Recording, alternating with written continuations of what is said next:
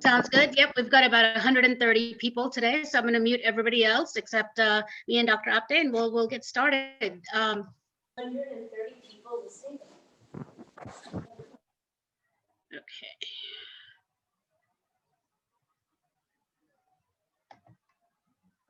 Great. Well, welcome to the second webinar today, everybody. I'm your co-host, Medhavi Balachandran. And so today, Dr. J will do a quick recap of last week's webinar, and then we will dive right into today's topic, which is Let Food Be My Medicine. And so as a quick reminder, please submit any questions that you have throughout the webinar via the chat function that is below the video. And we will answer all the questions towards the end. Last week, we had a lot of questions and really appreciate all of the questions you sent in. So we may go a little bit over time. So feel free to stay on if you can. Otherwise, we'll still try and answer as many questions as we possibly can. So like I said, I'm going to mute everybody for the session, and we will answer questions towards the end. And so now with that, I guess let's begin today's webinar. So Dr. Apte, I'll turn it over to you. Thank you, Medhavi. Okay, so as always, I say I like to begin with the prayer. So all of you, close your eyes and take a deep, long breath. With each inhalation, balloon the belly. Each exhalation, pull the belly in. And continue breathing. And I will chant a prayer. Om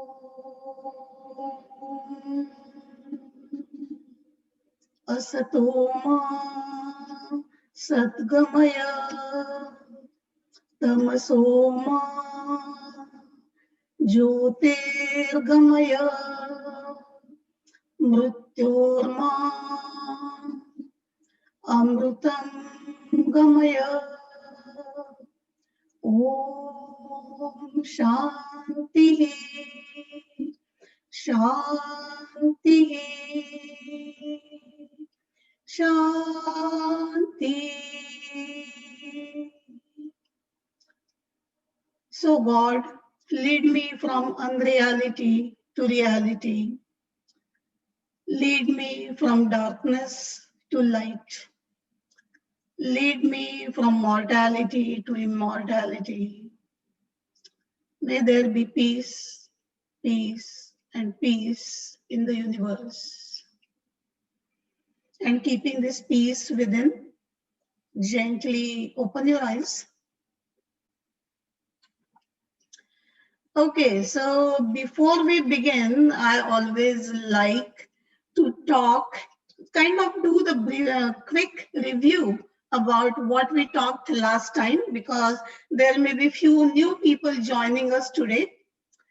So mainly I told you what is Ayurvedic definition of health is to maintain the doshas, your proportion of doshas in your body, having optimum digestion, building strong tissues on the body so you feel very strong and energetic, having regular and complete elimination, your peaceful mind, your sharp senses, and very clear thinking. So this is the definition of health Ayurvedically. And you will see among all these things, you are on your own. Nobody else. Your spouse cannot do it. Nobody else. Definitely your doctor is not going to take care of your health. And your health is in your hands. And if you follow all these guidelines, which we are going to discuss, we discussed last time, today, and 3 coming Sundays, then you will really get a lot of tips. And if you follow those, you can definitely take care of your own health. And our health, especially at these golden years, is very, very important, because breaking down tissue is the process called catabolism, and that happens faster in the old age. So if you follow all these guidelines, then definitely you can slow down aging. So you will live longer, healthier, and you will be able to enjoy your life. Then I told you that Ayurveda's foundation is three natural energies. The water energy we call as a kapha dosha, the heat or the fire energy we call as a pitta dosha, and the wind energy as a vata dosha. So our health or disease, any state, is nothing but the play of these three energies, and our goal is to maintain the our own proportion of these doshas so you can stay perfectly healthy. But we won't be all alike. We will definitely have our unique personalities. And that's why creating your own balance. And I had sent you the handout about that Prakriti questionnaire and all. And you might have gotten some idea about your Prakriti and all. Then also we talked about a universal concept is like increase like and opposite balance each other. And Ayurveda uses that concept all the time, creating your health or treating your disease.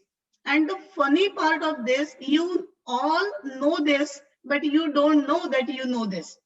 For example, when the weather is cold outside, naturally you wear a jacket or a sweater. Who tells you that? It is your innate intelligence. So what you're trying to do exactly using the opposite quality, cold and warm or cold and hot, they're opposite to each other. When you get a cold, naturally you gravitate toward drinking warm water or ginger tea. So that is also you are using the opposite quality. And it has a very profound benefit of that. And that's how every time you don't need a medicine, but medicine, anything maybe at your house can also work like a medicine. So the so many home remedies and all that, they are very beneficial. So that will help you a lot. And finally, I also mentioned that we all are into Vata stage of life because we have three life stages. From birth to puberty, we are into Kapha life stage. From puberty to menopausal age, we are into Pitta stage. And after that, we are into Vata stage of life. And generally, the Vata, the wind, is very dry, light, and cold. So it is good idea to keep yourself well hydrated, moistened with using a lot of oils and ghee, and keeping yourself warm and eating a little bit dense foods, not eating very light like popcorn or chips and crackers and all, but eating like a wholesome food. And that will bring your vata down and you will feel very grounded. Your mind will be more calm and you will really see the difference in you. So with that background, let us begin today's seminar. Let me share my presentation with you.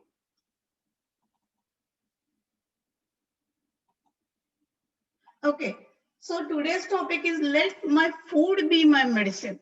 And it is very, very interesting. But what is the actual fact?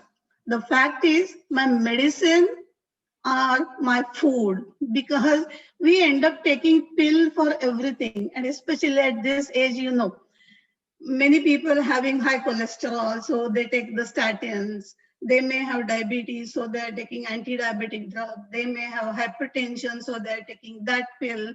They do not sleep sound at night, so they may be taking sleeping pill.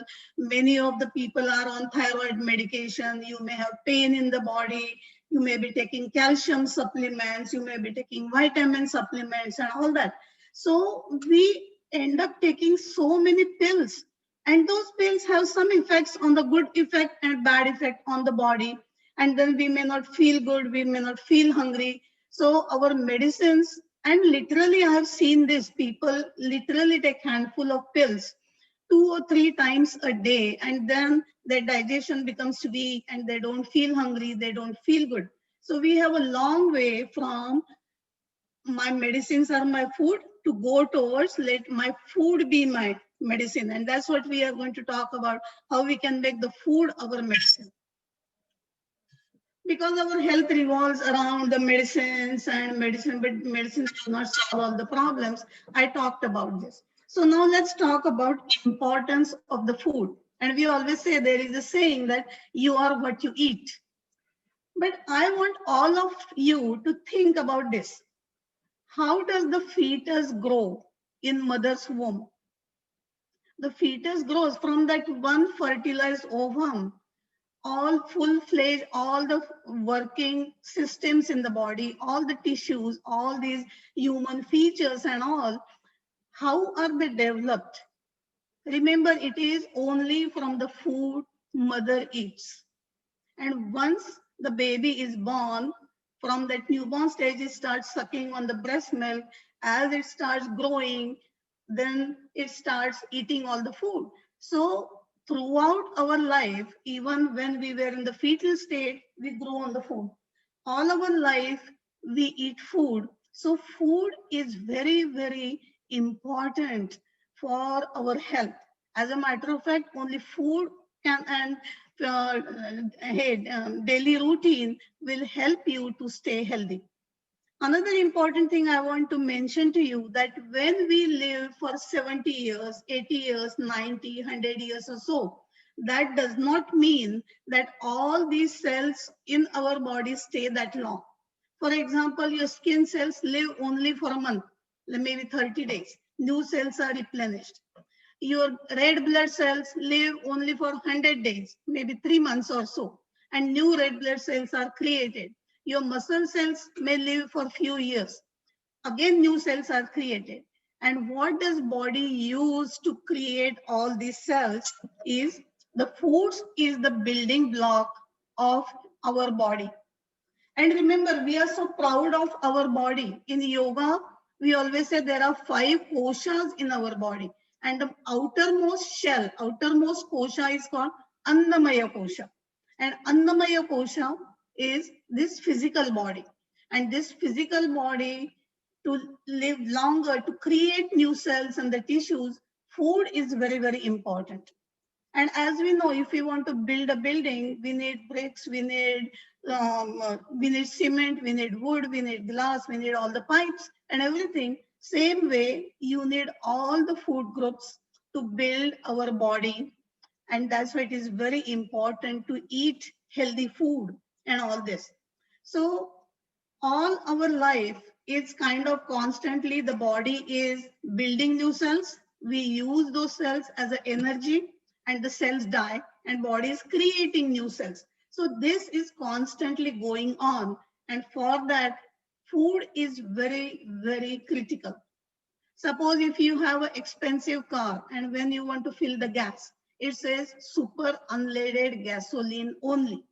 And you make sure, even if it is expensive, you fill super unleaded gasoline only.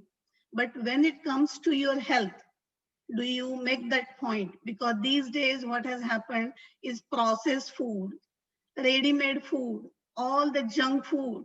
Because we are so busy, we are tired of cooking. So we end up eating all those kind of foods. It may not be the best quality, but think about it. If I am what I eat, then definitely you have to eat organic food. You have to eat freshly made food. You have to eat homemade food, because when you are cooking, you put your energy, put your emotions also in that food. So it's very, very important that what you are eating is going to create you. So think about what goes in my system. Is it all that pizza and hamburger and junk food and crackers and chips? Or is it a gourmet food, well cooked food and all that? And that's how my health is going to be. So very important. And second thing, in sickness and in health, food is my savior. So if you want to restore your health, as I said, your body is creating these cells. That's why you have to eat good food. But even you have any health issue, remember, antibiotics may kill the bacteria. Your pain medication may block the pain. Your immunosuppressive medicines will weaken your immune system. But none of these medicines are going to build cells on your body. So if you had an injury and if you want to replenish your blood, then body is only going to use good food to build that blood. If you had a fracture, then body is only going to use the food to create new bone cells and all that. So even if you are in health or if you have a disease, healthy food and good food is very essential for you. And that's why you are what you eat. But Ayurveda doesn't stop there. And you are what you eat and what you digest, because the digestive system is very, very critical. Let me just move this to the side. Okay, digestive system is very critical. And if you have optimum digestion, then most of the time you are in good hands, because whatever goes in your system, if the body's digestive enzymes are processing that, then it is excellent. In Ayurveda, we call that as a Agni. I have a strong Agni, I have optimum Agni and all that. Even in our Gita, we say, Aham Vaishwanaro Bhutva Praninam Deham Ashrita. So in our body, thumb size, we have that pilot light, and that is around our navel. And this is like a universal Agni, which resides in our body to digest all the food and to keep our body healthy and remove all the pathogens and all that. And that is around the navel. We call that as a Jatharagni, or we call that as a Pachaka Pitta. And keeping its health, keeping it in the optimum state is very important. Otherwise, imagine you may be eating organic food, gourmet food, but if your digestive system is not functioning well, then that good food will also create toxins in the body, we call ama, and that will be the cause of the most of the diseases. But if you are eating like a simple food, not very expensive, you are just eating rice and dal and chawal and all that, vegetables and all, but your Agni is excellent, then you will literally live without any disease for 90 till your 90s or even hundreds and all that. Your focus has to be eating good food, but digesting food very well. Because your bala, your strength, also depends on your Agni. Because what does Agni do? It doesn't only digest food, but it also builds new cells on the body. Because it bringing the Panchamahabhutas together is also important function of Agni. So how strong you feel, how energetic you feel, how strong tissues you have on the body depends on the Agni. Arogyam, your health also depends on this. And different tissues, Ayurvedically we call the last tissue is called Ojas, that is your immune system. So your food is digested so many times, not only once, but maybe 5 times, 50 times and all that. And your new immune cells are created and they protect you from all sorts of bacteria and virus and all that. So even right now we are going to get vaccine for COVID-19, but what about any other strains coming from different countries and all that?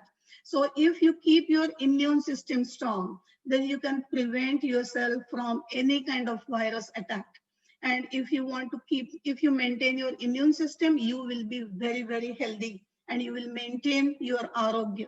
So your life, your prana, your health, your strength, everything depends on that Agni. And for maintaining that Agni, you have to follow certain guidelines about the food, but it is very important. And as I said, Agni is not only digest the food, but it also creates new tissues from the food you eat. And it has the important function. And this Agni is located at different places in the body. Even your clear thinking. Right now, if your Agni is good, then you will definitely understand what I'm seeing and what I'm saying. It will make sense to you. Your vision will be very clear if your Agni is very strong. So Agni has different functions. And when you maintain the quality of this Agni, then all the functions will be getting done well. And that's what Ayurveda says, Tasmat Agnim Sada Rakshet. Always pay attention to your Agni. If I'm not feeling good, I don't feel like eating, and if this is time for dinner, then I should skip my dinner and give my Agni time to digest all that leftover food. So next meal time, I will be really hungry and I will be able to eat food and that Agni will digest food. So we have to, and earlier we were talking about fasting and all. So fasting also does the same thing. It strengthens your Agni. So we always have to protect this Agni. And this last point is very important, that everybody's Agni is different. As we all have different personalities, we have different looks and likes. Same way, our digestive power also is different. And that's why the same calorie food does not create same effect on each and every person. Because this is always a debate that many people want to lose weight. Everybody is on maybe 1200, 1500 calories, and the person who didn't lose weight always of jealous of the person who lost some weight and say, that's not fair, I eat the same food but still I'm not losing weight. Why? Because that person's agni may not be strong, and that's why he doesn't have that desirable effect on the body. So generally, if you are predominant in pitta, then generally your agni is really good. And I see the difference between me and my husband. He is very pitta and his agni is very sharp. So even if we have heavy lunch, in the evening he is ready for dinner. And for me, my agni is little kind of slow, and that's why if I eat heavy lunch, I have to skip my dinner. I cannot just eat, and my body, my agni cannot process that. So knowing this difference in each individual, that tells you how to take care of your agni. So always remember, as we are different, our agni is also different, and it is going to produce different effect of the food in our body.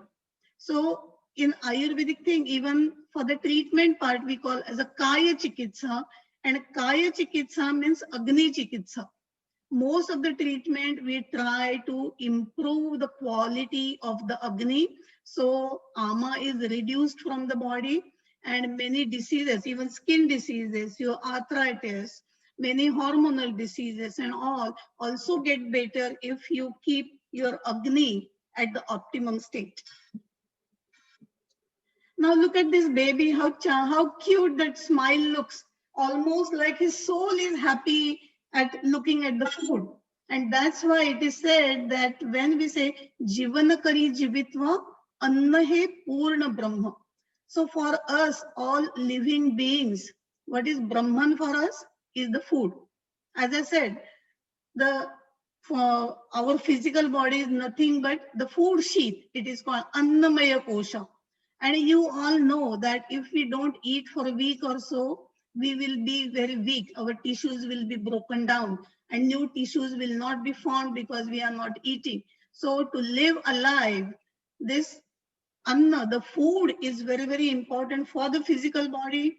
Food is important for your mind, and food is important also for your soul within.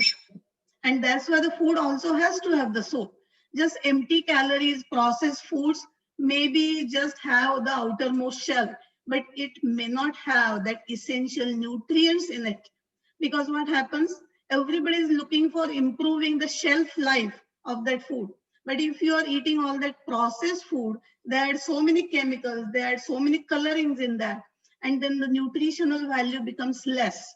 So your life becomes less. The shelf life may increase, but your life may become less. So try to eat like a wholesome food. And the second line in that verse is called Udara Bharana Nohe Zanize Yajna Karma. And that means when you are eating, it's not filling the bag.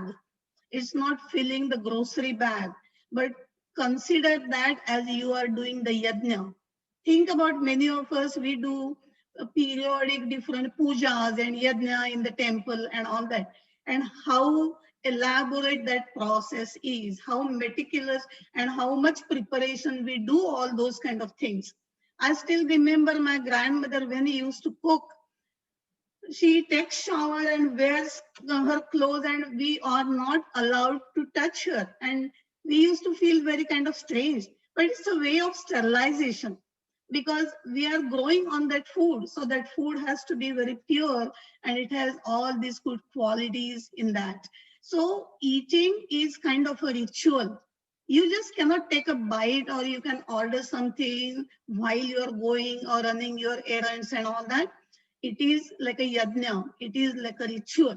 So we have to follow all those guidelines about it. And then only you are going to feed your body, your mind, and your soul with that food. Again, we know the past Surgeon General, Dr. Koop, his very quote was popular: no disease can be cured unless supplemented by right diet. but about 90% of the diseases can be prevented by the right diet alone. And there are so many different fads about diet. But if you really follow Prakriti specific diet, so you are feeding your body exactly what body needs. And it's not very strange diet. It's only balancing the qualities in the food. And if you do that, you can prevent most of the diseases. So I think this right diet is more Ayurvedically Prakriti specific diet. So that is very important. And always remember that right foods and optimum digestion create health, and the wrong food and the weak digestion cause most of the diseases. And here is a picture of the Agni.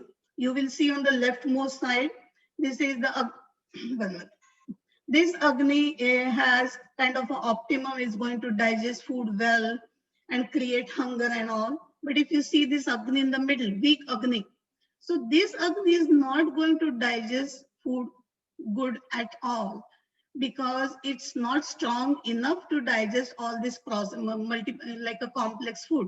And think about, we eat very cheesy food, we eat very heavy foods, we eat very cold foods.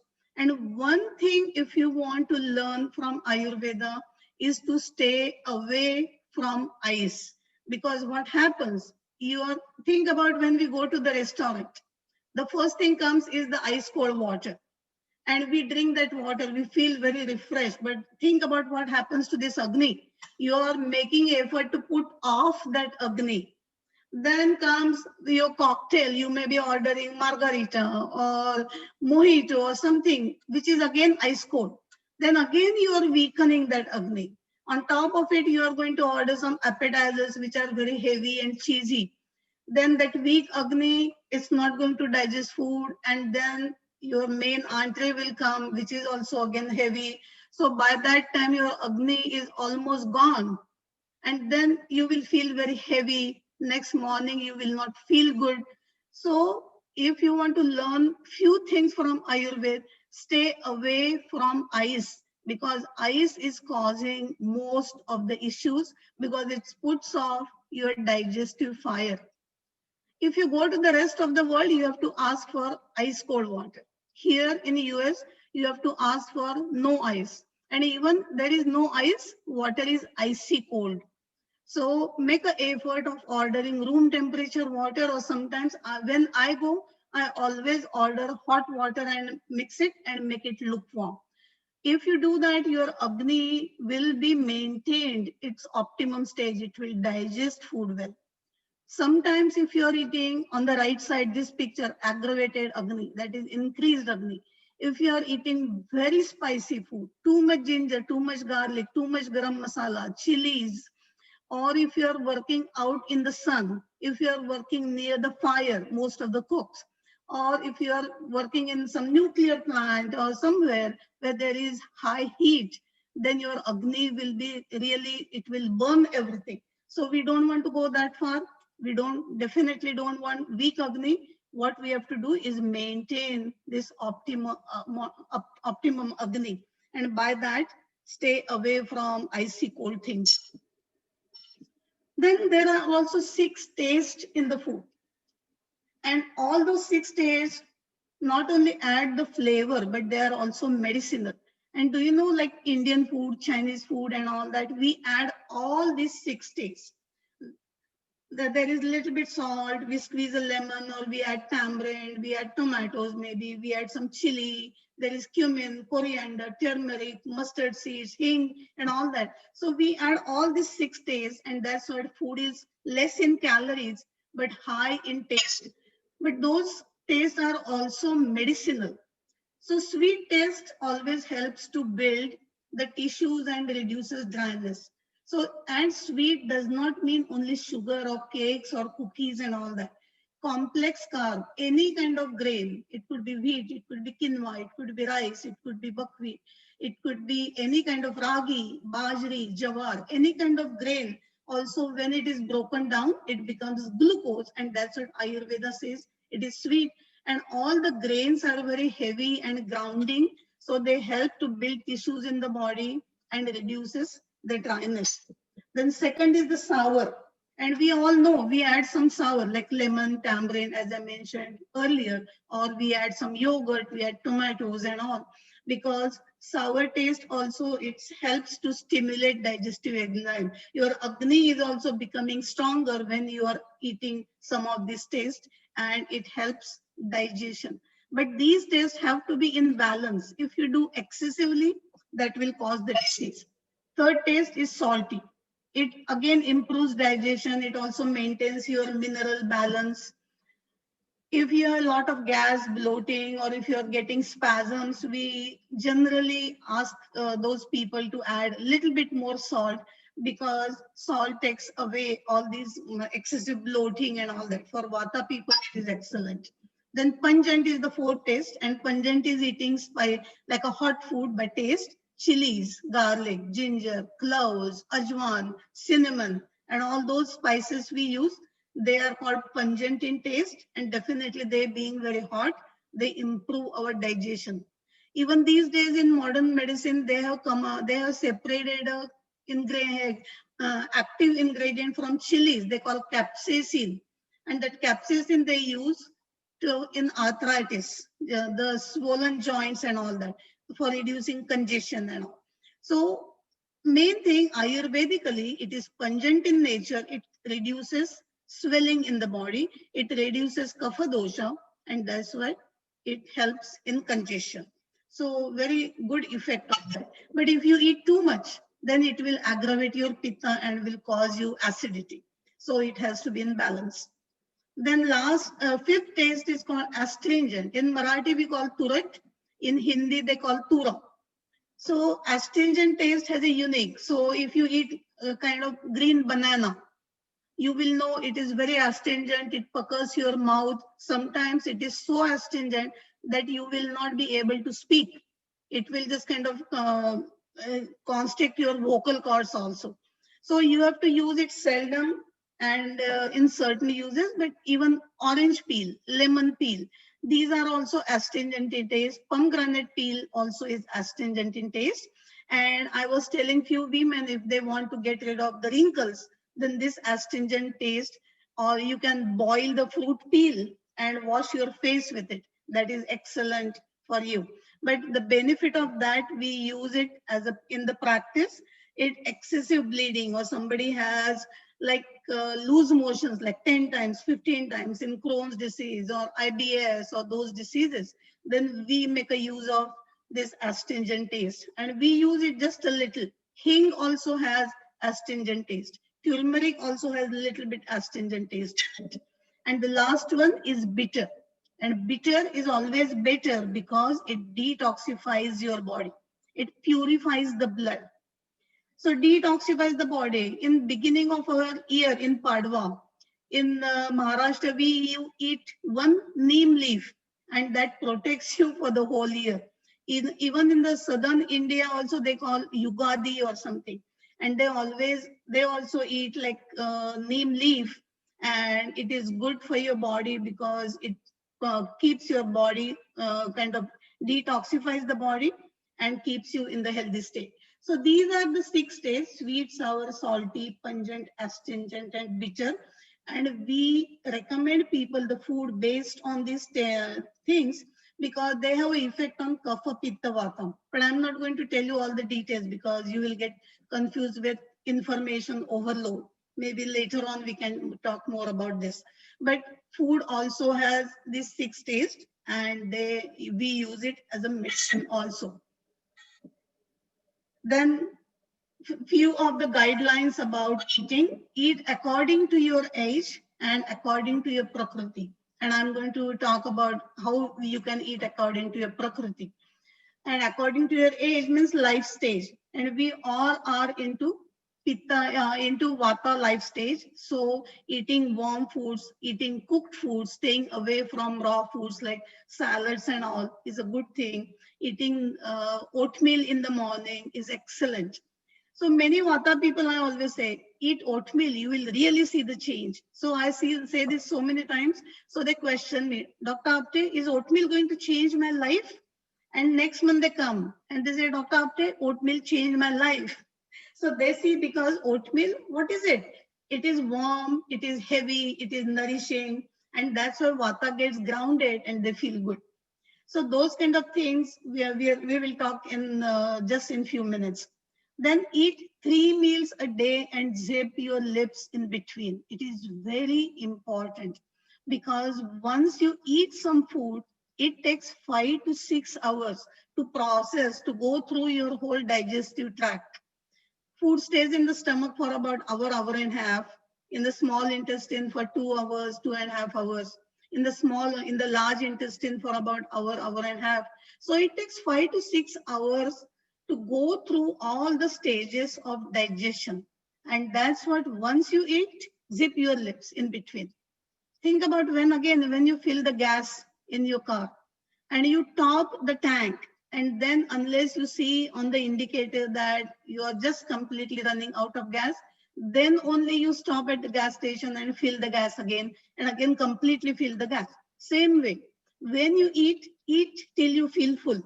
Don't eat excess, don't eat less, but your body sends you the signal that you are full and stop. But next 5-6 hours, do not eat anything.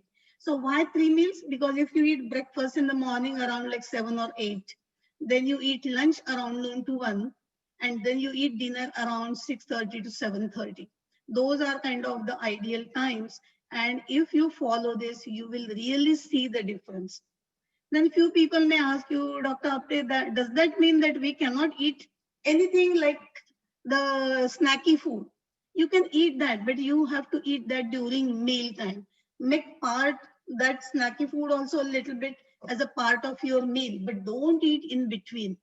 And in reality, we hear exactly opposite, that we are told that you eat small, frequent meals. You eat little bit something every 2 hours. Ayurvedically, that is very wrong, because your body does not digest food if you keep eating, if you keep munching, if you just maybe chips and crackers, and again few nuts, and again some junk food, and again something, and then I skip my meal so I can eat all these junk foods in between. But that will not work well. So follow these three meals a day and zip your lips in between, and that will help you a lot. Then pay attention to your Agni. I talk a lot about keeping good state of Agni. Then eat all the food groups. Complex carbs are important. Processed all-purpose flour is not so good, but you have to eat some complex carbs. These days, carbs have really gotten the bad name. Everybody is just going for the high protein diet, but you don't need so much protein. Complex carb also helps you to feel satisfied. Complex carb also help you to have regular bowel movement and all that. So in old days, think about how much rice we take, how much dal we put over it, and 1 teaspoon ghee. That is the perfect proportion of complex carb, protein, and fat, and along with it some vegetables and all that. But mainly you have to have all the food groups, and especially as we get older, our body becomes dry. So you need 2 to 3 teaspoons of ghee. Don't worry about 2-3 teaspoons of ghee will never increase your cholesterol. As a matter of fact, it will digest your food good, and your cholesterol may be low. And you also have to add some good oils in your food. Then the next guideline is chew each bite 32 times. Why 32 times? That means you take time to chew food. Many times people chew only 3-4 times and they gulp the food, they swallow the food.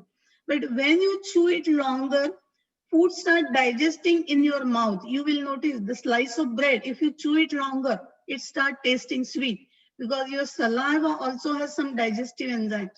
And the most important thing is the taste buds are on your tongue. They are not in the stomach. So if you want to savor the food, if you want to enjoy the food, it has to stay in your mouth. It has to mix with the saliva and all the taste buds, and then only you are going to enjoy the food. So take time to chew food longer, so you will eat less food, but less food will satisfy you more, and it will improve your digestion. Very important, very simple, but very important. My husband always tells this story. One of his friends had gone to India and he learned this. This was an American friend, and he learned this in India that he has to chew food longer. And he takes like half an hour to finish his meal. But in his 50s, he was looking like he was in his 30s. So that kind of simple tip, but that will also help you a lot. And many times we don't chew longer. We just kind of swallow food quickly. And do not munch, do not eat on the go, do not take a bite, don't eat in the car. While you're running some errands, don't eat. And especially at our age, we have plenty of time. So have a routine during lunchtime, during dinner time. You plan to be at home, stay at home, eat good food, and don't keep on eating this food on the go. I really do not like to eat on the go. Then few more guidelines. Eat fresh food because it has rich in prana. And for our prana, the food has to have the prana. And that's why the fresh food always has more prana in it. Then set a specific time and place. So when you are eating at home, you always make a point that you sit at the dining table, not in front of TV, because when you are watching TV, you don't know what you are eating. There has to be the specific place and specific time for you to eat. Then I always recommend people to eat local and what is season. Mother Nature is taking good care of us. So every season as the weather changes, Mother Nature produces the right fruits and vegetables for us. The grains can be same throughout, but again, we know that bajri, jawar is little warming, so we eat during cold seasons and all. But fruits and vegetables, even flowers, they bloom during certain times, certain season. So it is very important to eat fruit seasonally. In India, we eat mangoes only during April and May. We eat melons only during summertime. But these days, the produce comes from all over the world. So watermelon is available year around. Mangoes are available year around. But it's not a good idea to eat at any season. For everything, there is a right time to eat. So always eat at the right, like a seasonal fruit. Vegetables also. You will see during summertime, you get all the leafy greens. The growth is above the ground. But in fall and early winter, growth is in the ground.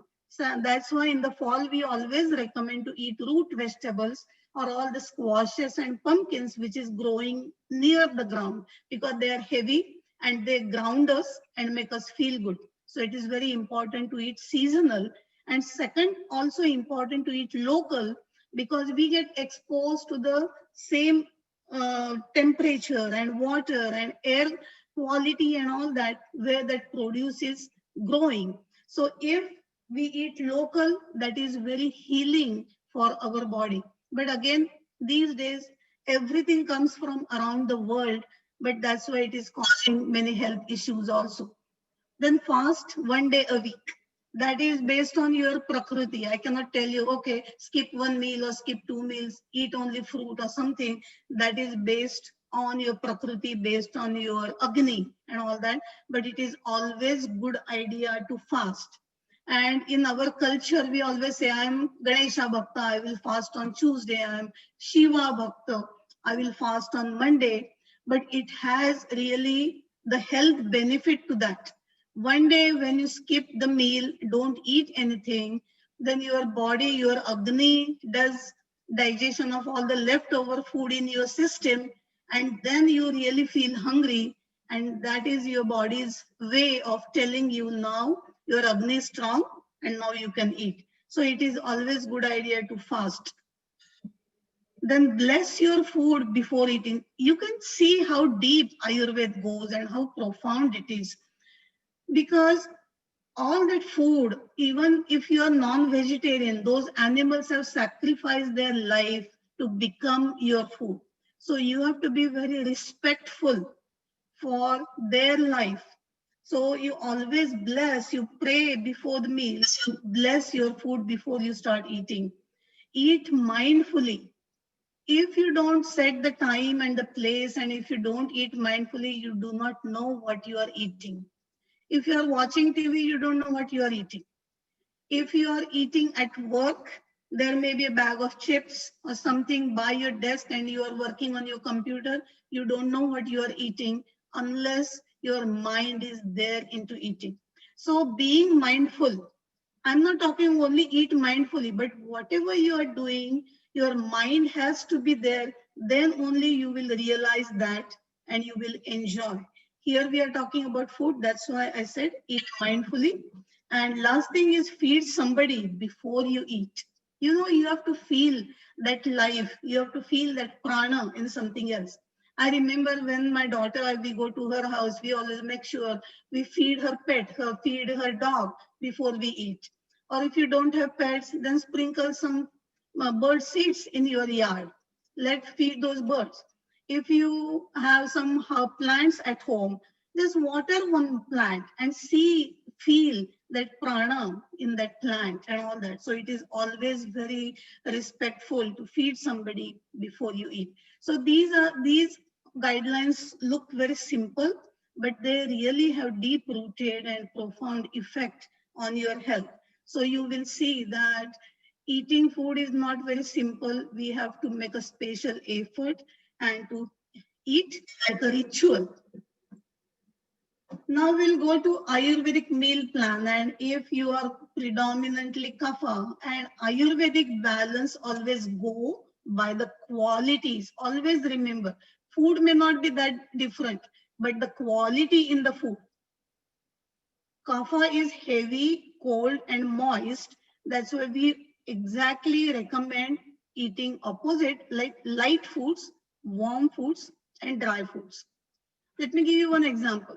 A lot of people want to lose weight, and they say there is one watermelon diet, and they eat watermelon. They may shed few pounds in the beginning, but later on they don't see the effect. Think about watermelon, how heavy it is. It will never create lightness in your body. It has to be exactly opposite. So for kapha people, we most of the time recommend them to spice up their life, because spices, especially black pepper or chilies or garlic, ginger and all, they help you to strengthen your agni and it creates lightness in the body. So here are the examples is like a toast with black pepper, toasted bagel with chili flakes, or khakra or paratha or upma with ginger tea, cinnamon tea. Again, the spicy teas is a good idea for breakfast for kapha people because feel lighter. Then lunch also like a roti sabji, but more grilled or broiled vegetables. Or if you're eating chicken or fish, then grilled or broiled, because baking, grilling, and broiling always takes away the water and the food becomes lighter. And always add some spices. So that is good idea for kapha people. Dinner again, you can eat rice, dal, khichdi, thalpid, bhakri, dosa, paratha. These are kind of variety of things, but very kind of light in nature. They are not very heavy. So those kind of foods we recommend for kapha people. Even fruit, not pulpy fruit like mangoes and watermelons and bananas and all that, but cherries, blueberries, kind of tiny fruits, because they are lighter and they are not very sweet and pulpy. They are not very heavy. So those kind of things. If you want, popcorn is very light, but instead of adding a lot of butter and salt, we recommend olive oil and sprinkle some garam masala, because masala also makes it a little lighter. So that's how we balance the food for based on who is sitting on the balance. So it's always the right side depends on what is who is sitting on the left side. So what your prakriti is. If suppose your prakriti is vata and vata is very light, so I will never recommend you to eat lighter foods. For those people for breakfast, I will tell you to eat oatmeal. And that's why in this, I have mentioned that vata is very dry, cold and light. So the food is opposite, it's moist, warm and dense. So breakfast, instead of a toast, we recommend oatmeal, cream of wheat or rice, or grits, or some kind of kheer, or French toast. So even if the name says toast, but French toast is very soggy. So that is good for vata people. Again, instead of salads and all, we recommend more soups and stews, steamed veggies. Here I'm not talking about baked or broiled. Here I'm talking about steamed or sauteed or stir fried in little oil. So those kind of foods are good because we want to balance the dry, cold and light quality in Vata people. And snack for these Vata people, it's sweet, pulpy fruit because they are very light. They want something dense and they want something moist. So sweet, pulpy fruits, nuts have a lot of oil in it. Licorice tea, licorice is very demulcent. All these herbal teas, Brahmi tea, Vata tea and all, those are good. So those kind of foods we recommend based on the quality of. Then few Pitta people may ask me, okay, what's good for us? So Pitta is very hot and sharp. So we recommend them little bit bland food and little cooling foods because they have strong Agni in them. So they can handle little bit of the cool. So again, breakfast is similar like milk and cereal, upma, shira, pohe, what they can eat based on which part of India or where, what you like.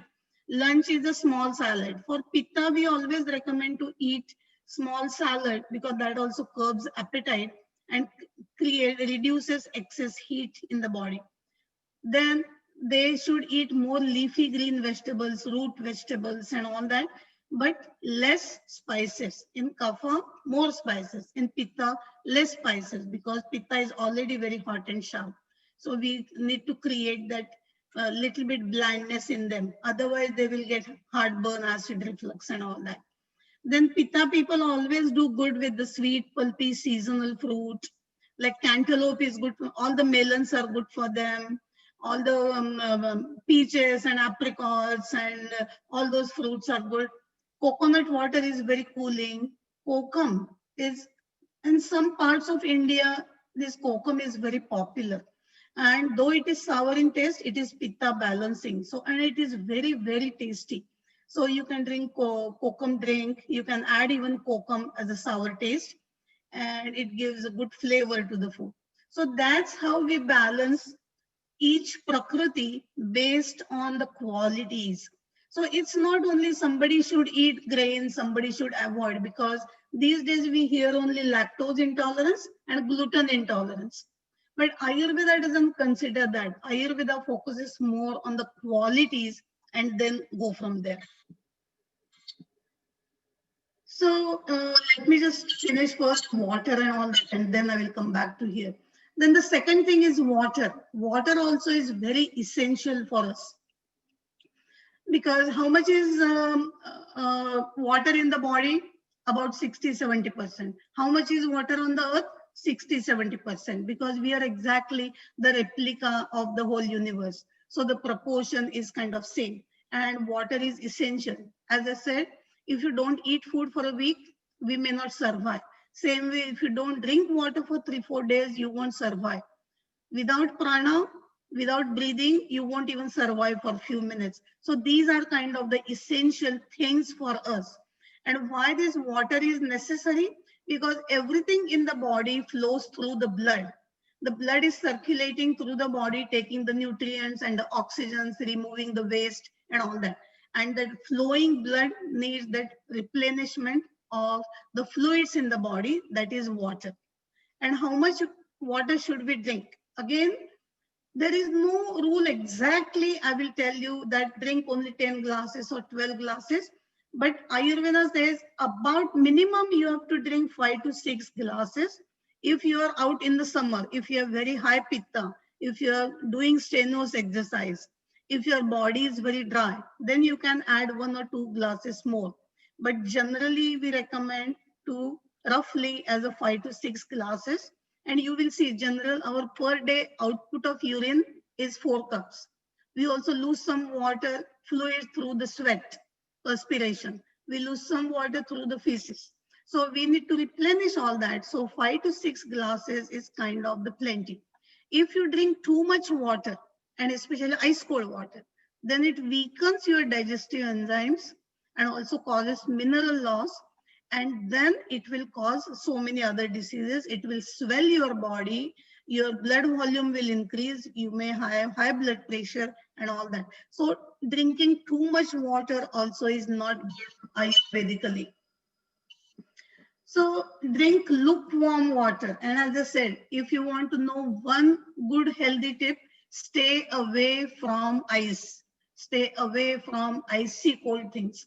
Drink lukewarm water, or during summertime, drink room temperature or little cool, but never ice cold water.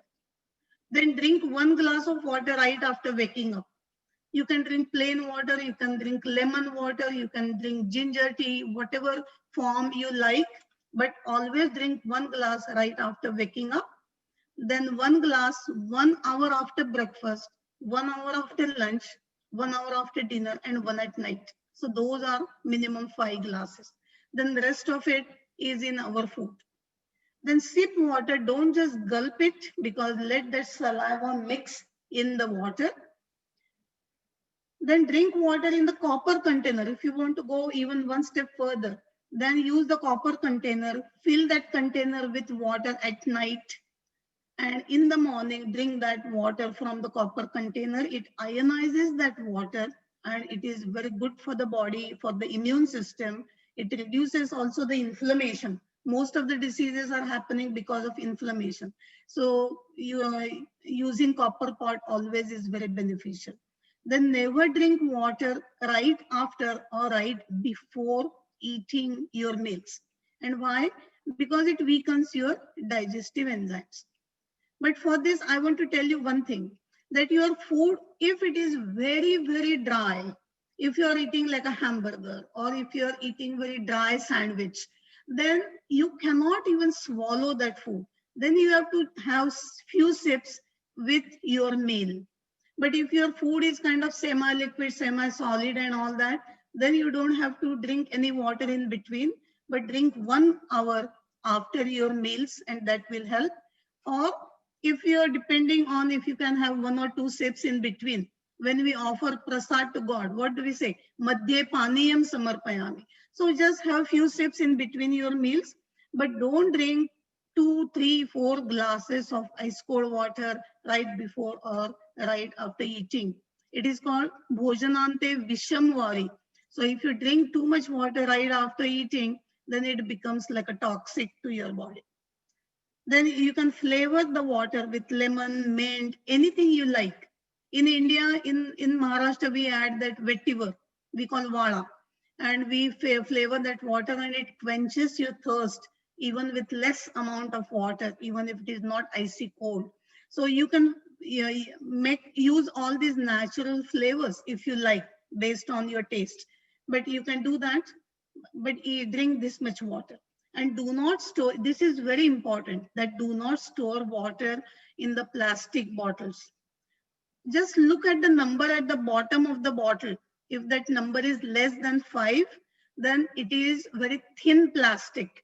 And what happens, that bottle sits in the car, you go shopping, you go to work, that sun, because of the sun and all, those chemicals start leaching in the water.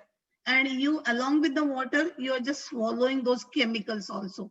So as much as possible, don't use this thin disposable plastic bottles. Use glass bottle, use metal bottle. Or if you want to use plastic, then make sure that plastic is very thick. That number at the bottom should be more than 5. Then only it's a good idea. Also, I want to mention one thing. When you bring leafy greens, or when you buy cilantro, the tie of that cilantro, there is a number on it. And that number starting with 4, that is, it is grown kind of with all the chemicals, for chemical fertilizer and all that. If that number starts with 9, then only it is organic. So those numbers also mean something. So know what number it has, and try to eat as much as possible as organic food. So we talked about why food is important. We also talked about how important it is to digest food that well, and also other food guidelines about it. So remember those things, eat according to your prakriti and also during season. Those are the right foods. And also like increase like, opposite balance each other. If you have congestion, stay away from icy cold water. If you take that allergy pill with ice cold water, your congestion will never get better because cold is going to increase your cold. So it has to be opposite quality. Then pay attention to your Agni, white coating. When you brush your teeth, check your tongue. Many times people have white coating on the tongue. That means you have ama in your system. So you can scrape your tongue with the tongue scraper. But if you have so much ama, that white coating will come back. If your tongue looks very pink, that is a sign of good Agni and good health. Drink enough water, but try to drink warm or room temperature water. So follow these Ayurvedic guidelines. These are very simple, but they have really deeper effect on your well-being and your health. And I want to end this session, important session. This is my favorite because I like food. And many of us live to eat. Only few people eat to live. So if you are foodie, if you love to eat, you have to follow these guidelines and don't let food eat you. You eat food, but don't let that food eat you. So here is the last, I'm going to end our session with this. It says, Pathe sati gadartasya Beshajam Grahane. And the meaning of that, if you are going to follow these guidelines, why do you need medicine? And the next line is exactly same, only one letter is different. Pathe asati gadartasya Beshajam Grahane. That means if you are not going to follow these guidelines about diet and lifestyle, then what is medicine going to do? Because only medicine is not going to cure your disease. You have to supplement it with the right diet, right lifestyle. But if you want to prevent most of the diseases, then follow this patya, follow these guidelines, so you don't need to take any medicine. And think about our parents, our grandparents lived very healthy life till they're in their 90s and all. So it is possible. Staying healthy is not a rocket science, but you have to follow certain guidelines. And if you do that, you will see the excellent results. Okay, so thank you. That's what I wanted to share with you. I will stop sharing now. Great, thanks, Dr. Apte. We have a number of questions that have come in, and thank you everybody again for submitting your questions. So we'll start with the first one submitted. So for those that have their sleep disturbed by, having to go to the bathroom in the middle of the night and then can't fall back asleep afterwards, what do you recommend for them? This may be the problem with most of the men, because their prostate enlarges and they cannot empty the bladder completely, and then they have to wake up at night frequently, and that causes the problem. So that could be the question to discuss it later, not related to food. Okay. But again, what are your... Make sure, Medhavi, I just want to add this. Don't eat very late at night, because if you eat at 9 o'clock, 10 o'clock and go to bed right away, it is not good for you. Your body will not digest it. You have to eat early, around like 7:30. Great. And you probably mentioned this during your talk, but what are your thoughts about, intermittent fasting and for constipation? Is it better to take psyllium husk, Triphala, or Harde? Yeah, Triphala, Harde is part of Triphala. Haritaki is Harde. Haritaki, Bibitaki, and Amlaki is Triphala. You can take that, but I strongly recommend everybody to have some kind of fast. You can only eat only 2 meals. You can eat lighter foods.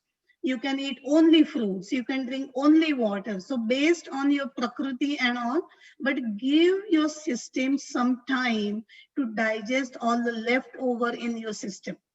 So Medhavi, for example, at work, if you don't get new files to work on, then you get time to work on what is in your hand, right? Same way, when you don't bring new food to your system, then your Agni gets time to digest all the food, and then Agni also becomes strong and you feel better. That's why fasting is a good idea. Great. For gas issues, is Triphala better, or is it Isabgol for daily use? Okay, so this Isabgol or psyllium husk and all has kind of the similar effect, but always remember that Triphala, Amlaki, Haritaki and Bibitaki has so many other beneficial effects on your body also. Like amla ki, for example, if you eat one amla, it is the richest source of vitamin C. It gives you 5,000 units of vitamin C. It is good for diabetes. It is good to balance your pitta in the body. So I recommend taking Triphala at night, and it is not habit forming. People take Triphala year around. So it's a good habit you can take. If it is in the tablet form, you can take 2 tablets at bedtime, or you can take churna. Start with quarter teaspoon churna with warm water at bedtime and see how does it help you. Great. Do you have any remedies for anxiety? Yes, generally anxiety is that happens Ayurvedically we talk about, it's a vata condition. And for that, eating warm grounding foods helps a lot. Along with it, doing meditation, pranayam and yoga also helps to ground the mind, especially Brahmari pranayam, Anulom Vilom pranayam, that helps to calm down your mind. And some herbs like Brahmi, Shankhapushpi, Jatamansi and all definitely has a calming effect on the mind. But you can start with the food. Stay away from light food, chips, crackers, popcorn, and all that, and start eating like a wholesome, nourishing, warm foods, and that will reduce your anxiety. Great. Do you recommend any particular diet that can help with reducing high blood pressure? High blood pressure, Ayurvedically, it is generally pitta condition, because what is blood pressure? It is the pressure exerted by the blood on the blood vessels. So the blood vessels become tense, and generally that is a pitta personalities to become very tense. And that's why reducing spices in the food, eating more fruits and all that, those kind of help diet wise. And we have excellent Ayurvedic herbs to reduce the blood pressure. But pranayam and meditation also helps tremendously. If you do pranayam and if you meditate for 2-3 minutes even before you take your major blood pressure, you will really see it comes down to 10 points. And that tells you that whole day you don't have to be so tense. If you do this, your pranic breathing for some time, periodically 3-4 times in a day, you will see your blood pressure also comes down. Okay, great. Do you have any recommendations for like very sticky phlegm or mucus? Yes, very sticky phlegm is Ayurvedically, it is related to kapha dosha. And that sticky phlegm, the first thing you can try at home remedy is keep one clove in your mind, in your mouth, and just suck the juices. Don't even chew it, but suck the juices and keep that clove in your mouth for 2-3 hours, and then you can chew it and swallow it.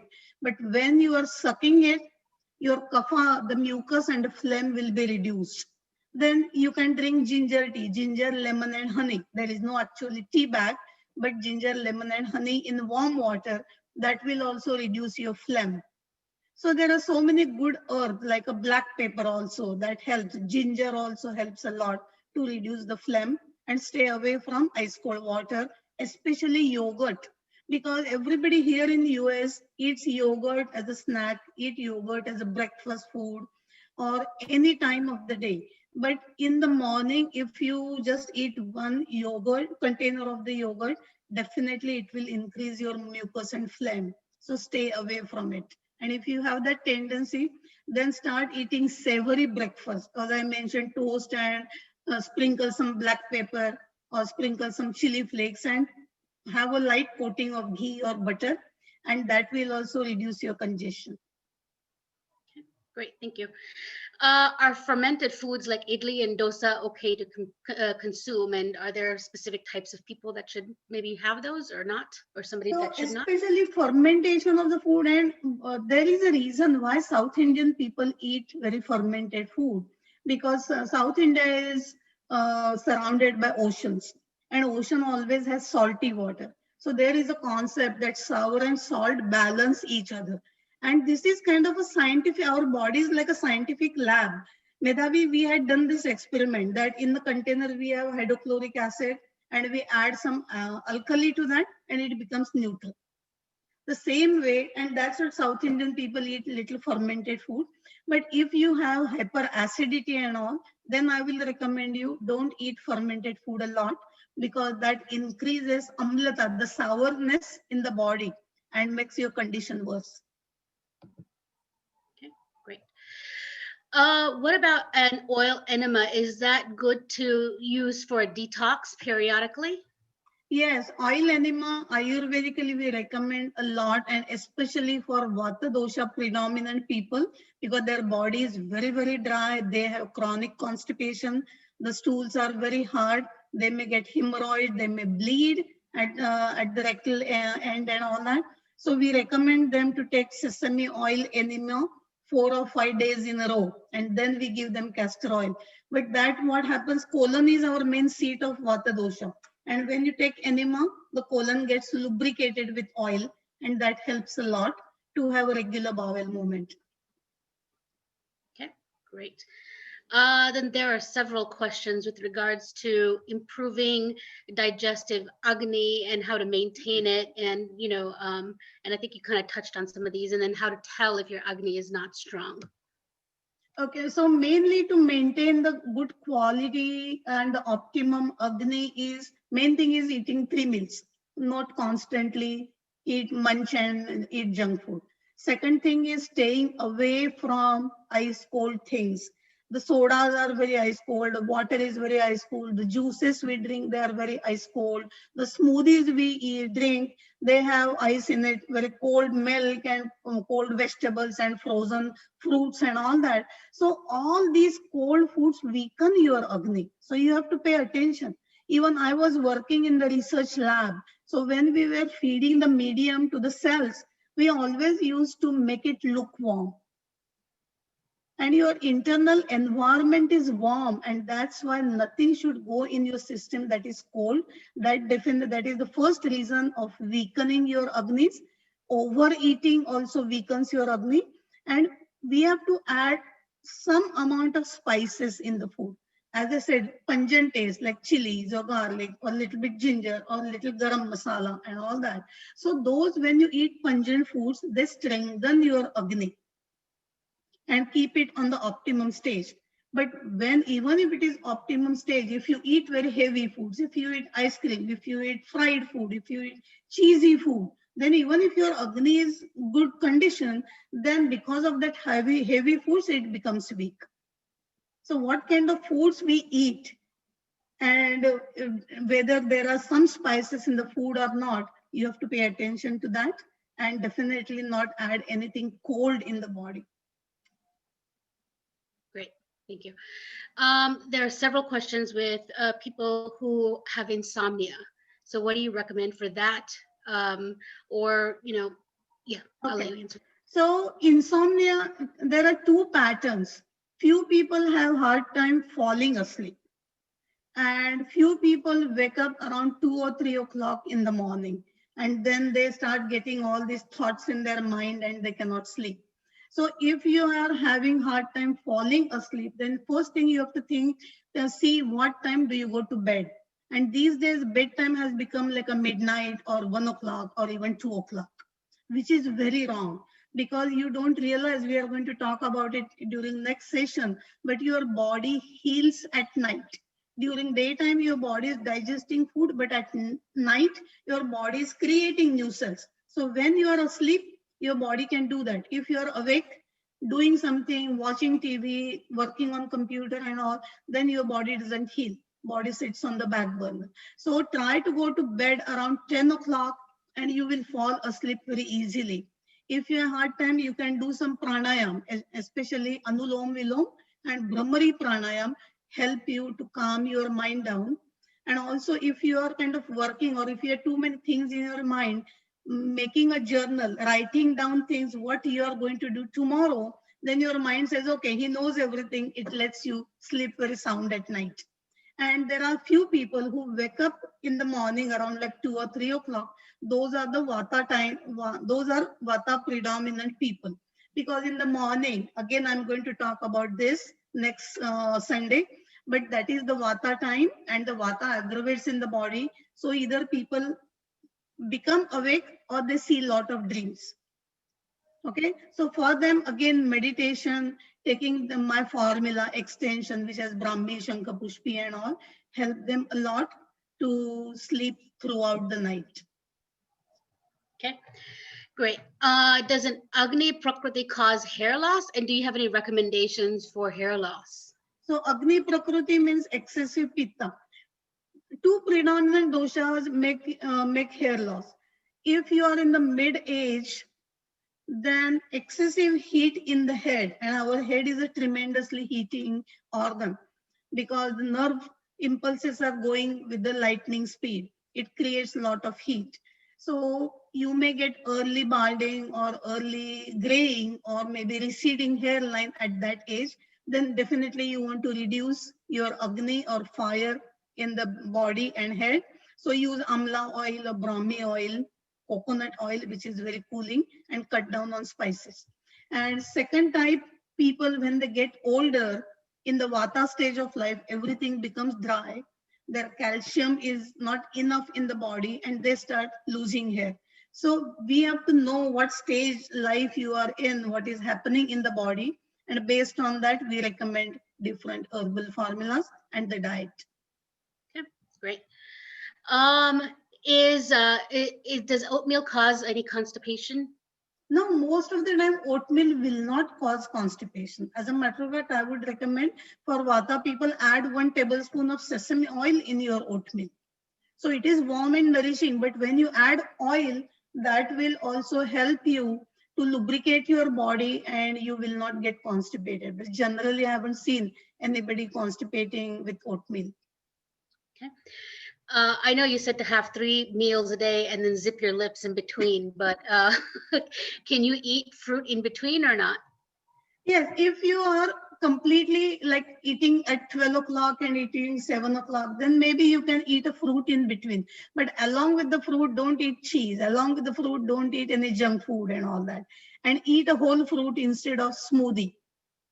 Because you have to chew that food and you have to enjoy the juice. You want to enjoy the flavor and the taste. So eat the whole fruit. Okay. We have several more questions to get through. So ghee is not totally approved by cardiologists. Do you have thoughts on that? Okay. As a matter of fact, I want to tell you exactly opposite.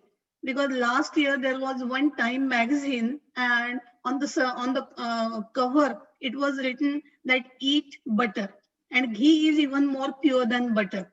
And there were interviews of many cardiologists also, that last 30, 40 years we told our patients that stay away from fat, but even for the heart health, you need some amount of good quality fat.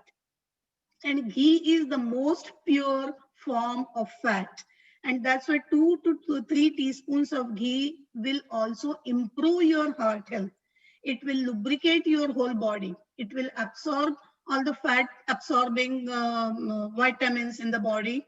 And main thing, your skin outside and inside also made up of fat, nothing but the fat. So that also will be able to create good hair, good skin with the ghee. So 2 to 3 teaspoons ghee, even your cardiologist will tell you that you need that for your health. Okay. Is eating roti every day a good carb? Yes, if you're used to eating roti every day, then I have no issue with it, because all of a sudden you were eating roti for your whole life and all of a sudden you do not become gluten intolerant. So if you are used to eating roti, you can eat that. But if you are used to eating like a jawar or sorghum or any other grain, definitely you can do that at night and eat rice. You can eat roti, no issue. Okay. Do you recommend people with certain type of prakriti to skip breakfast? If you are very kapha and if your Agni is very weak, then I would recommend you to skip your breakfast and eat only lunch and dinner. In Maharashtra, there is one doctor and he is recommending to eat only 2 meals, Jagannath Dikshit. And he is promoting eat only 2 meals, not even 3. and people are losing weight, their blood sugar is coming within normal limits and all that. But Ayurvedically, generally, I recommend 3 meals because it spaces your food 5 to 6 hours, exactly how much time it is needed. So I recommend those meals, but if you have weak digestion, definitely you can skip. Otherwise, just eat a little. Okay, great. For those that have severe acidity, is that caused by Vata? And if they get headaches and all that as a result of that, what do you recommend from a diet perspective? For mainly acidity and all is because of pitta dosha or vata dosha. So along with your acidity, if you are also constipated, then make sure that you get good bowel movement, your acidity will be gone. But if you have strong, like a chronic acidity, it may be because of your aggravated pitta and mainly sour foods. So you have to avoid sour foods. If you eat little ginger, it won't hurt you. And Medhavi, I also remember you saying ginger doesn't bother me. But if I eat too many tomatoes and all that, that causes me the problem. So people who experience acidity, they always have to pay attention to how much sour foods they are eating. Got it. For fasting, do you recommend complete langan, or do you recommend like some like upasache, like foods like sabudana, which But are not when really we good? talk when we talk about langan, definitely not upasase food, especially sabudana khichdi and all that is the worst combination to fast. That does not serve good purpose because khichdi is made up of sabudana and peanuts and lot of ghee and potatoes and all that. So that does not serve the purpose of langan at all. So you can eat upma because you are roasting the cream of wheat and all that, and the food becomes lighter. But if you skip one meal, that will be good. Or if you skip both the meals and eat only fruit, that will also be good for you. But definitely don't eat upasache padartha. That is a really bad thing. Okay. There are several questions about how many glasses of water people should drink in the morning and whether to use copper utensils to drink water. As I mentioned, copper utensil will be good, but it has to be clean. And you can drink, I recommend maximum 1 or 2 glasses of water. I don't recommend 4 glasses or 2 liters of water. That is too much water. And then if you are eating some salt, then that water stays on the body and your face will swell, your fingers will swell, your joints will hurt, and your blood pressure also may rise. So 1 or 2 glasses in the morning will be plenty of water. Do you recommend any diabetics or people with diabetes? Should they fast at all? Again, diabetic people, it's kind of little bit tricky for them, but they always should. Ayurvedically, diabetes is the disease of sweet, diseases of heavy things. So if they start eating lighter foods, that will help them to reduce their blood sugar naturally. If they keep their Agni very strong, they can take care of, their sugar will be maintained with less medicines and all that. So always eating, staying away from heavy foods, staying away from too much water, staying away from yogurt, and staying away from pulpy fruits and all that will be good idea for diabetic people. And I will give a talk on the whole diabetes, Ayurvedic view about diabetes. Okay. Do you have any concerns with, or are there concerns of heavy metals in Ayurvedic medicines? Okay, so what we do in old days, there is a lot of controversy about that some of the Ayurvedic medicines have mercury and that, but Ayurvedic texts have definitely described how to purify all those metals and then use in the medicine. But that doesn't mean that I just vouch for all the products. They may be excellent. I'm not saying that. But here in US, we use only herbal supplements. I don't sell all the products from India. I have the individual herbs in my office, and based on each client, I combine only the herb. There are no metals in it. There are no ashes in it. And 100% pure herbal formulas we recommend here in US. Okay, great. Let's see. If you have Vata and Pitta, then what is there a recommended diet that people should follow, or are there Okay, things that they and should eat? it was also the good question because somebody asked me if you have a dual body constitution, suppose Pitta and Vata, then think about during summertime your Pitta is going to go high. So eat Pitta balancing during summertime, and in fall and early winter, Vata tends to go high because the weather is cold. So during that, focus more on your Vata balancing diet. So based on your Prakriti, if you are Kapha and Pitta, then during springtime, follow Kapha balancing guideline. During summertime, follow Pitta balancing guidelines. And we'll talk about this more during the fourth seminar. Okay, great. Um, do Ayurvedic medicines expire after a certain time? And so how do you know when it's fresh or still good? So generally, we recommend the herbs to use it for a year or two. You always get a new crop every year, right? So generally, the potency of the herbs stay good if they are created within that year. Okay, great. A couple of questions about certain foods not being good, like sour foods like yogurt and lime for people with joint problems. You don't recommend them, is that right? No, yes. If We you don't recommend that.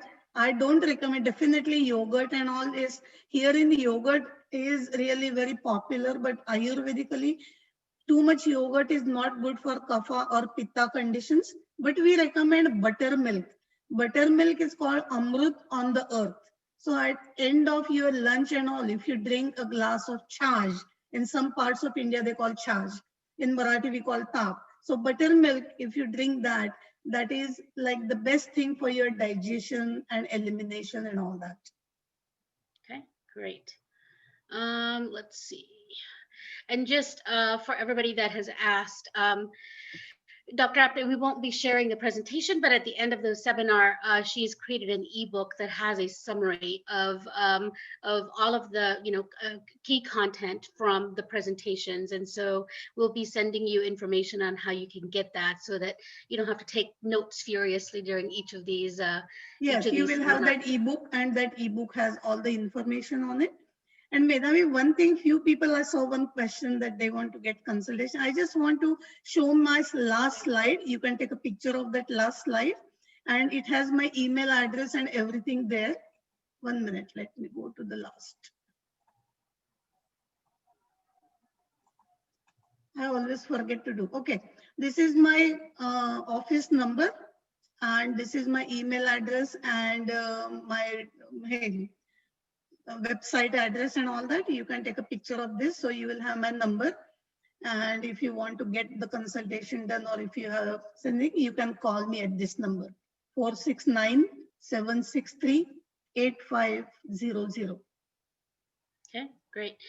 And we've got several more questions coming in. We'll try to maybe answer questions. Okay, we'll answer only for 2-3 more minutes, and rest of the questions I will email them, because even about the first seminar I responded to all their questions. Yeah. Okay, great. Do you have any specific herbs or recommended diet to maintain hormones for menopausal females? For what? Females who are going through menopause. Menopause and all that. So Ayurvedic herb called Shatavari is very good during the menopausal stage. There is another hormone also, herb also called Ashwagandha. So Ashwagandha and Shatavari has good effect on the body, but Shatavari is cooling, Ashwagandha is heating. Ashwagandha is also helps you to sleep sound at night. So they also have additional benefits. But those are the two herbs we use in the formula for around the menopausal age or for the perimenopausal symptoms. Okay, great. Do you have any specific foods you recommend for good or clear skin? Yes, clear skin. I was mentioning about all the 6 tastes. So astringent taste especially is good for your skin. So all the women here who are listening to me right now, if you have,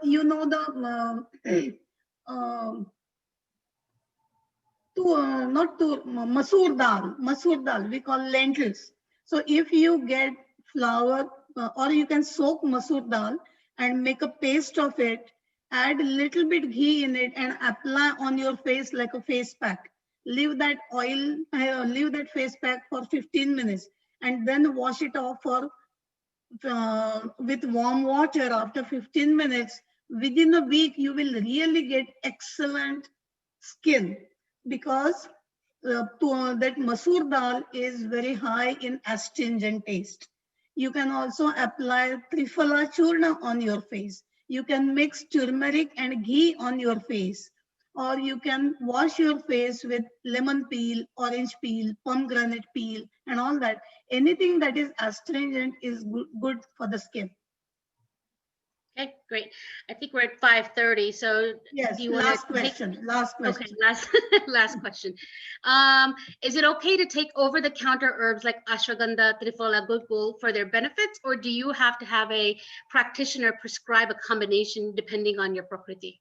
So you don't want to take like ashwagandha without any need. You don't have to take even herbs if you don't want to, but let my food be my medicine. So once you start eating right, you don't need to. But if you have any issue, then you can take the herbs. But many times what I have seen, that people who take, oh, ashwagandha is so good and God, it is good for pain, it is good for sleep. So they take too much ashwagandha and it is heating, it has a heating effect on the body.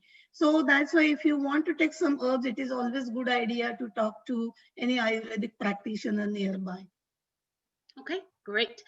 Well, if we didn't get to your question, like Dr. Appe said, she will still respond to you via email.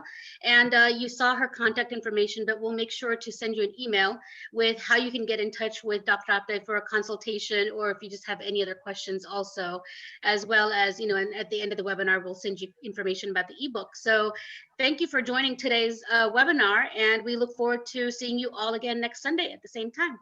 Have a great weekend. And I just want to thank all of you who joined, and I hope you learned something about the food, and let your food be your medicine. So good luck. Thank you. Thanks. Bye-bye. And have a good week, and we'll meet again next Sunday.